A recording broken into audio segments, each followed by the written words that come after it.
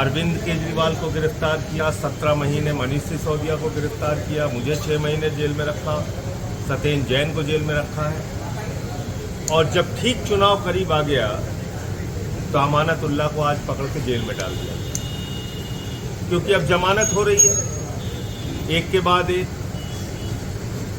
और अब अरविंद केजरीवाल जी को भी जमानत मिलने वाली है, वो भी बाहर आने वाले हैं, तो कोई ना कोई खबर चाहिए तो अमानतुल्लाह को गिरफ्तार कर दिया। निराधार बेबुनियाद कोई मामला नहीं है अमानतुल्लाह के खिलाफ। कैसे गिरफ्तार किया गया? एक इंसानियत होती है, इंसानियत को कुचल कर गिरफ्तार किया गया। अमानतुल्लाह की सासू माँ का कैंसर का ऑपरेशन हुआ है 3-4 दिन पहले, वो गंभीर हालत में अस्पताल से यहाँ लाई गई और घर पे है। एक वृद्ध महिला जो जिंदगी और मौत से जूझ रही है, घर वाले बता रहे हैं कि भाई उनकी हालत ठीक नहीं है, हमने आपसे लिख के समय मांगा है। ऐसा भी नहीं कि ईडी को नहीं पता था। अमानतुल्लाह की मदर इन लॉ के बारे में ईडी को नहीं पता था, ये भी नहीं है। लिख के सूचना दी गई कि हमें कुछ समय दे दीजिए, हमारी मदर इन लॉ की तबीयत खराब है, उनको कैंसर हुआ है, कुछ वक्त दे दीजिए, हम इन्वेस्टिगेशन जांच करेंगे। और आपको अब मैं जो बताने जा रहा हूं वो कानून के किस दायरे में जांच है या कॉमेडी है, ये मीडिया के लोग और इस देश के लोग खुद तय करें। 2016 में वक्फ बोर्ड का एक मामला बनाया जाता है और उस मामले के आधार पर सीबीआई पर्चा दर्ज करती है। पहला पर्चा 2016 में, 6 साल तक सीबीआई जांच करती है उस मामले की। 6 साल के बाद फाइनल चार्जशीट दाखिल करती है, अमानतुल्लाह को गिरफ्तार नहीं करती है और सीबीआई कहती है उनके खिलाफ रिश्वतखोरी का, भ्रष्टाचार का, आर्थिक अपराध का कोई मामला नहीं मिलता। 2020 में इसी मामले में एंटी करप्शन ब्रांच एसीबी वो मुकदमा लिखती है। इसी मामले में ईडी कूद पड़ती है, ईडी मुकदमा लिखती है। 2022 में एसीबी अमानतुल्लाह खान को गिरफ्तार करती है। अमानतुल्लाह खान को उसी मामले में जमानत मिल जाती है।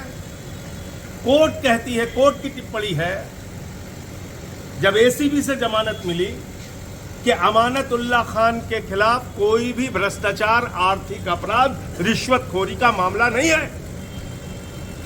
उसके बावजूद 2023 में अमानतुल्लाह खान के घर पे ईडी का छापा होता है, ईडी की छापेमारी चलती है।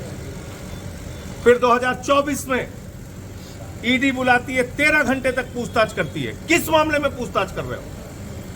जिस मामले में जमानत मिल चुकी है, जिस मामले में सीबीआई की फाइनल चार्जशीट दाखिल हो चुकी है। ये ड्रामा नहीं है, कॉमेडी नहीं है, तो क्या है?